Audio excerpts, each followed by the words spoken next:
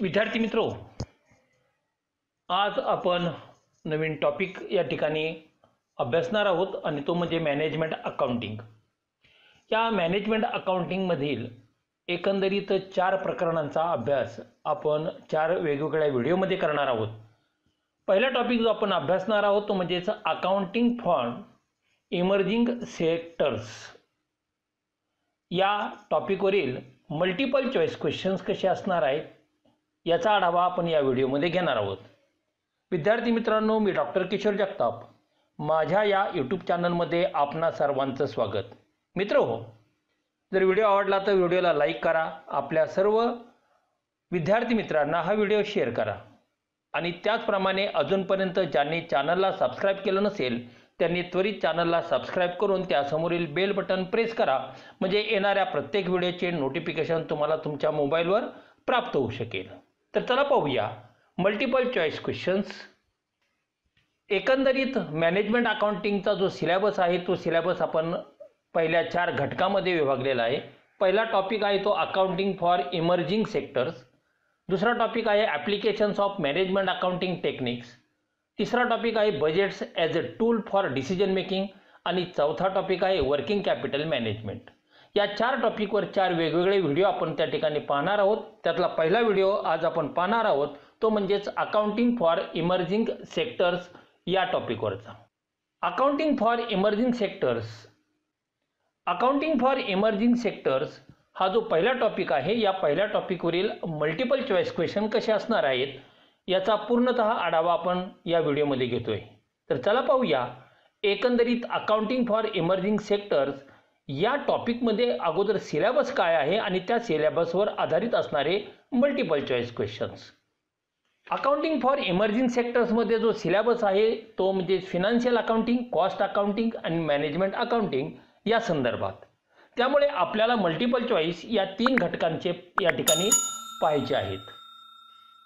Question number 1, the term management accounting was first coined in, कॉइनचा अर्थ निर्मिती, management accounting या शब्दाची निर्मिती कधी झालेली आहे? वर्ष तुम्हाला दिले 1950, 1960, 1970 आणि 1980। तर मॅनेजमेंट अकाउंटिंग या टर्मची या शब्दाची निर्मिती झालेली आहे ती 1950 साली आणि म्हणून उत्तर आहे A. Question number 2, who coined the concept of management accounting, management accounting या शब्दाची निर्मिती कोणी केलेली आहे? एकंदरीत 4 तुम्हाला तज्ञ या ठिकाणी दिलेले आहेत, त्यापैकी एक चॉईस करणं आवश्यक आहे। तर जे बेट्टी यांनी ही मॅनेजमेंट अकाउंटिंग कन्सेप्ट त्या ठिकाणी निर्माण केलेले आहे आणि म्हणून उत्तर आहे B, J Batty. Question number 3, the term management accounting is, management accounting हे सब्जेक्टिव्ह आहे का ऑब्जेक्टिव्ह आहे? तर सब्जेक्टिव्ह आणि ऑब्जेक्टिव्हचा अर्थ तुम्हाला एमकॉमच्या मुलांना तर निश्चितपणे माहिती असतो आणि म्हणून आपल्याला या ठिकाणी म्हणता येईल मॅनेजमेंट अकाउंटिंग ही जी कन्सेप्ट आहे ती कन्सेप्ट मुळात ती सब्जेक्टिव्ह आहे, ऑब्जेक्टिव्ह नाही आणि म्हणून उत्तर आहे A. Question number 4, the use of management accounting is, management अकाउंटिंगचा यूज जो आहे तो कसा आहे? तो कंपल्सरी आहे का सर्व ऑर्गनायझेशनला, सर्व फर्मला, सर्व कंपन्यांना, का ऑप्शनल आहे, का लीगली ऑब्लिगेटरी आहे, का compulsory to some and optional to some, म्हणजे कंपल्सरी काहींना आहे आणि ऑप्शनल काहींना आहे। एकंदरीत सर्व बिझनेस ऑर्गनायझेशन जर तुम्ही घेतल्या तर तुम्हाला लक्षात येईल की मॅनेजमेंट अकाउंटिंग हे तुम्हाला ऑप्शनल दिसेल। प्रत्येक कंपनीत मॅनेजमेंट अकाउंट त्या ठिकाणी यूज केलं जातच असं नाही। स्मॉल कंपन्या असतील, स्मॉल बिझनेस ऑर्गनायझेशन असेल तर त्या ठिकाणी मॅनेजमेंट अकाउंटिंग त्या ठिकाणी यूज सुद्धा करू शकत नाही किंवा ते मॅन्डेटरी नाही कोणालाही आणि म्हणून उत्तर आहे B, option. Question number 5, the management accounting can be stated an extension of, management accounting हे कशाचं एक्सटेन्शन आहे? तर सर्वप्रथमतः आपण फिनान्शियल अकाउंटिंग शिकलेलं आहे। अंडर ग्रॅज्युएशनला तुम्ही कॉस्ट अकाउंटिंग आणि रिस्पॉन्सिबिलिटी अकाउंटिंग सुद्धा शिकलेला आहात। तर या तिघांचं ते एक्सटेन्शन आहे, म्हणजे मॅनेजमेंट अकाउंटिंग हे फिनान्शियल अकाउंटिंग, कॉस्ट अकाउंटिंग आणि रिस्पॉन्सिबिलिटी अकाउंटिंगचं एक्सटेन्शन असल्यामुळे आपल्याला उत्तर सांगता येईल D all of these. Question number 6. Management accounting assist the management. Management अकाउंटिंगचा तुम्हाला त्या ठिकाणी कशासाठी उपयोग होऊ शकतो? Only for planning, only for control, only for direction, only for decision making, कशासाठी होतो? तर मॅनेजमेंट अकाउंटिंग हे जे आहे त्याचा यूज ते मदत करतात, सहाय्य करतात मॅनेजमेंटला. कशाबाबत? तर मॅनेजमेंट जे planning, control, direction, decision, motivation, communication हे जे काय मॅनेजमेंटचे जे फंक्शन्स आहेत ते फंक्शन्स अचीव करण्यासाठी मॅनेजमेंट अकाउंट त्या ठिकाणी उपयोगी येतं आणि म्हणून उत्तर आहे D all of above. Question number 7. Which of the following are tools of management accounting. Management अकाउंटिंगचे टूल्स कोणते आहेत खाली दिलेल्यापैकी? तर standard costing, marginal costing, budgetary control हे सर्व मॅनेजमेंट अकाउंटचे टूल्स आहेत आणि म्हणून उत्तर सांगता येईल आपल्याला D all of above. Question number 8. Which of the following are functions of management accounting. खालीलपैकी मॅनेजमेंट अकाउंटचे फंक्शन्स कोणते आहेत? 3 ऑप्शन्स तुम्हाला या ठिकाणी दिलेले आहेत. Providing efficient data, measuring the performance of business organisation और इंडिव्हिज्युअल, कोऑर्डिनेट ऑफ ॲक्टिव्हिटी. ऑर्गनायझेशनमध्ये ज्या वेगवेगळ्या प्रकारच्या ॲक्टिव्हिटीज रन केल्या जातात त्यामध्ये कोऑर्डिनेशन ठेवणे. हो, या तिन्ही कार्यासाठी किंवा हे तिन्ही फंक्शन्स हे मॅनेजमेंट अकाउंटचे असल्यामुळे आपल्याला सांगता येईल ऑल ऑफ अबव हे आन्सर आहे. Question number 9. The scope of management accounting covers all the. मॅनेजमेंट अकाउंटिंगचा स्कोप काय आहे? तर मॅनेजमेंट अकाउंटचा स्कोप म्हणजे ते टूल्स आणि टेक्निक्स दोन्हीही आहेत आणि म्हणून आपल्याला उत्तर सांगता येईल C both A and B. Question number 10. Which of the followings are objective of management accounting. Management अकाउंटिंगचे खालीलपैकी कोणते ऑब्जेक्टिव्ह आहेत? 3 तुम्हाला या ठिकाणी ऑब्जेक्टिव्ह दिलेले आहेत. Planning and policy formulation. हो, प्लॅनिंग नियोजन करणे आणि पॉलिसी जे आहे त्या पॉलिसीची निर्मिती करणे किंवा त्याची फॉर्म्युलेशन करणे. Interpretation of financial statement. Financial statement, profit and loss account, balance sheet, cash flow statement, fund flow statement यांचं इंटरप्रिटेशन करणे आणि डिसिजन मेकिंग. या हे तिन्ही ऑब्जेक्टिव्ह हे मॅनेजमेंट अकाउंटचे असल्यामुळे आपल्याला आन्सर सांगता येईल D all of. Question number 11. Management accounting is related with. Management accounting हे कशाशी रिलेटेड आहे? The causes and effects relationship, the problem of choice making, the guides management in judgement. तर आपल्याला हे सांगता येईल की या तिन्हीशी मॅनेजमेंट अकाउंटिंग हे रिलेटेड असल्यामुळे आपलं उत्तर आहे D all of above. Question number 12. Management accounting is a structure for. Management accounting हे कशाचं स्ट्रक्चर आहे? तर मॅनेजमेंट अकाउंटिंग हे डिसिजन मेकिंगचं स्ट्रक्चर आहे, कॉस्टिंग, अकाउंटिंग आणि मॅनेजमेंटचं नाही आणि म्हणून उत्तर आहे A decision making. Question number 13. Management accounting deals with. Management accounting हे quantitative information as well as quantitative information deal करतं आणि म्हणून मॅनेजमेंटला क्वांटिटेटिव्ह आणि क्वालिटेटिव्ह जी माहिती आहे ती माहिती पोहोचवण्याचं काम त्या ठिकाणी करत असतं आणि म्हणून उत्तर आपल्याला सांगता येईल की C both A and B. Question number 14. Which of the followings are tools and techniques of management accounting.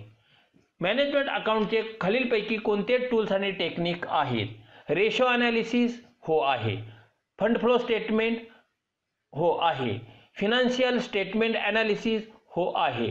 म्हणजेच आपल्याला या ठिकाणी असं म्हणता येईल की वरील तिन्ही ॲनालिसिस हे मॅनेजमेंट अकाउंटिंगचे टूल्स आणि टेक्निक्स आहे आणि म्हणून उत्तर आहे D all of above.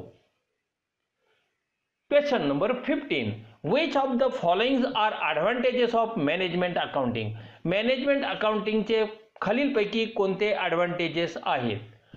Planning organising, motivating, controlling, म्हणजे मॅनेजमेंटचे जे जे काही फंक्शन्स तुम्ही बिझनेस मॅनेजमेंटमध्ये शिकलात ते सर्व ॲडव्हान्टेजेस आहेत आणि म्हणून उत्तर म्हणता येईल प्लॅनिंग, ऑर्गनायझेशन अँड मोटिवेटिंग हे मॅनेजमेंट अकाउंटिंगचे ॲडव्हान्टेजेस आहे आणि म्हणून उत्तर आहे D all of above. Question number 16. Which of the following are limitation of management accounting? Management accounting चे लिमिटेशन काय आहे? पहिलं एक्सपेन्सिव्ह इन्स्टॉलेशन. मॅनेजमेंट अकाउंटिंग हे फक्त बिग ऑर्गनायझेशनला सुटेबल आहे कारण ते फार एक्सपेन्सिव्ह आहे. मॅनेजमेंट अकाउंटिंग हे base on accounting information. Accounting information correct तर management अकाउंटिंगचं decision correct.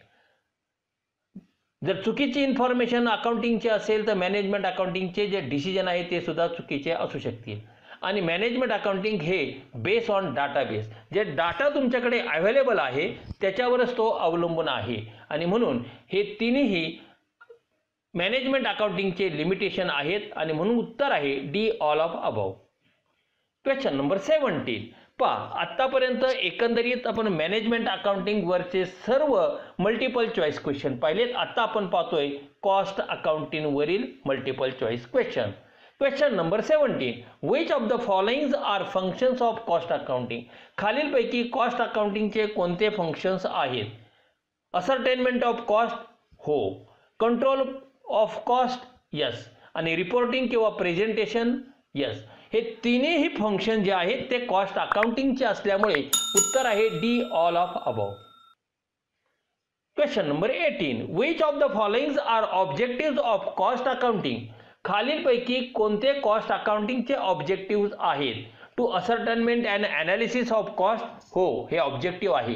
To control of cost, हो हे देखील ऑब्जेक्ट आहे. आणि two fixation of selling price हे देखील महत्त्वाचं ऑब्जेक्ट या कॉस्ट अकाउंटिंगचं असल्यामुळे आपल्याला असं म्हणता येईल वरील तिन्ही ऑब्जेक्टिव्ह हे कॉस्ट अकाउंटिंगचे आहेत आणि म्हणून उत्तर आहे D all of above. Question number 19. Which of the following are advantages of cost accounting? आता कॉस्ट अकाउंटिंगचे जे ॲडव्हान्टेजेस आहेत ते खालीलपैकी कोणते आहेत? Cost accounting helps in decision making, cost accounting helps in inventory control आणि cost accounting helps in cost reduction. हे तिन्ही ॲडव्हान्टेजेस हे कॉस्ट अकाउंटिंगचे असल्यामुळे आपल्याला उत्तर सांगता येईल D all of these. Question number 20. Which of the following are limitation of cost accounting? Advantages पाहिलेत, आता लिमिटेशन. कॉस्ट अकाउंटिंगचे खालीलपैकी कोणते लिमिटेशन आहे? Cost accounting is expensive. दुसरा लॅक ऑफ युनिफॉर्मिटी आणि तिसरा आहे लिमिटेड ॲप्लिकेबिलिटी. म्हणजेच हे तिन्ही हे डिसॲडव्हान्टेजेस म्हणा अथवा लिमिटेशन म्हणा हे कॉस्ट अकाउंटिंगचे असल्यामुळे आपल्याला उत्तर सांगता येईल D all of above. Question number 21. Who is considered the fathers of modern accounting? आता आपण फिनान्शियल अकाउंटिंगचे मल्टिपल चॉईस क्वेश्चन पाहणार आहोत. त्यातला पहिला प्रश्न आहे who is considered the father of modern accounting? लुकाफियर फॅसिओली हा मॉडर्न अकाउंटिंगचा फादर म्हणून मानला जाता आणि म्हणून उत्तर आहे B. Question number 22. Financial accounting provides information on. Financial accounting कशाची इन्फॉर्मेशन त्या ठिकाणी देतात? Financial position of shareholder, भागधारकांची जी काय आर्थिक पोझिशन आहे त्याबाबत नाही. बोर्ड ऑफ डायरेक्टरच्या आर्थिक परिस्थितीबाबत नाही. तर ऑर्गनायझेशन म्हणजेच कंपनीच्या आर्थिक स्थितीबाबतची इन्फॉर्मेशन प्रोव्हाइड करते म्हणजेच फिनान्शियल पोझिशन ऑफ ऑर्गनायझेशन आणि म्हणून उत्तर आहे C. Question number 23. Which of the following are functions of financial accounting? खालीलपैकी कोणते फंक्शन्स हे फिनान्शियल अकाउंटिंगचे आहेत? That is historical function, managerial functions आणि लीगल फंक्शन. या तिन्ही फंक्शन्सवरच फिनान्शियल अकाउंटिंग हे आधारित आहे. तो त्याचा बेस आहे, ते त्याचं फंक्शन्स आहे आणि म्हणून आपल्याला असं म्हणता येईल हिस्टॉरिकल, मॅनेजरियल आणि लीगल फंक्शन्स हे फिनान्शियल अकाउंटिंगचे आहेत आणि म्हणून आन्सर आहे D all of above. Question number 24. Which of the following are objectives of financial accounting? Financial accounting चे खालीलपैकी कोणते ऑब्जेक्टिव्ह आहे? To maintain full and systematic records of business transaction. व्यवसाय संस्थेमधल्या सर्वच्या सर्व ट्रान्झॅक्शन जे व्यवहार आहे ते सिस्टमॅटिक पद्धतीने रेकॉर्ड करणे हे फायनान्शियल अकाउंटिंगचं ऑब्जेक्ट आहे. टू असर्टन प्रॉफिट और loss of the business organization. Business ऑर्गनायझेशनचा प्रॉफिट किंवा लॉस हा आपण प्रॉफिट अँड लॉस अकाउंटवरून कॅल्क्युलेट करतो आणि म्हणून ते देखील फायनान्शियल अकाउंटिंगचं ऑब्जेक्ट आहे. To provide accounting information to the interested parties. आता जे स्टेक होल्डर आहेत, मग शेअर होल्डर असतील, डिबेंचर होल्डर असतील, क्रेडिटर्स असतील, डिपॉझिटर असेल, इन्व्हेस्टर असेल, या सर्वांना जी इन्फॉर्मेशन अकाउंटिंग बाबत आहे ते प्रोव्हाइड करण्याचं काम फायनान्शियल अकाउंटिंग करतात. कारण आपण फायनान्शियल अकाउंटिंगचे जे काही फायनान्शियल स्टेटमेंट आहे ते डिस्क्लोज केले जातात, त्यामुळे ते देखील फायनान्शियल अकाउंटिंगचे ऑब्जेक्ट आहे आणि म्हणून आपल्याला म्हणता येईल ए बी सी हे तिन्ही फायनान्शियल अकाउंटिंगचे ऑब्जेक्ट असल्यामुळे उत्तर आहे D all of above. Question number 25. Which accounting is to provide information about the financial position of the organisation. मित्र हो, या ठिकाणी तुम्हाला आता लक्षात येईल आपण मॅनेजमेंट अकाउंटिंग, कॉस्ट अकाउंटिंग आणि फायनान्शियल अकाउंटिंग वरील मल्टिपल चॉईस क्वेश्चन 1 ते 24 पाहिलेले आहेत. आता आपण comparison management accounting, cost accounting आणि फायनान्शियल अकाउंटिंगचं जे आहे त्यावरून हे मल्टिपल चॉईस क्वेश्चन आपण तयार केलेले आहेत. आता यामधले पहिला प्रश्न आहे, which accounting is to provide information about the financial position of the organization. कोणती खालीलपैकी अकाउंटिंग सिस्टीम जी आहे ती फायनान्शियल पोझिशन बाबत इन्फॉर्मेशन देऊ शकते, प्रोव्हाइड करू शकते? तर ती फक्त फायनान्शियल अकाउंटिंगच आहे आणि म्हणून उत्तर आहे C. Question number 26. which accounting is to provide information to the management.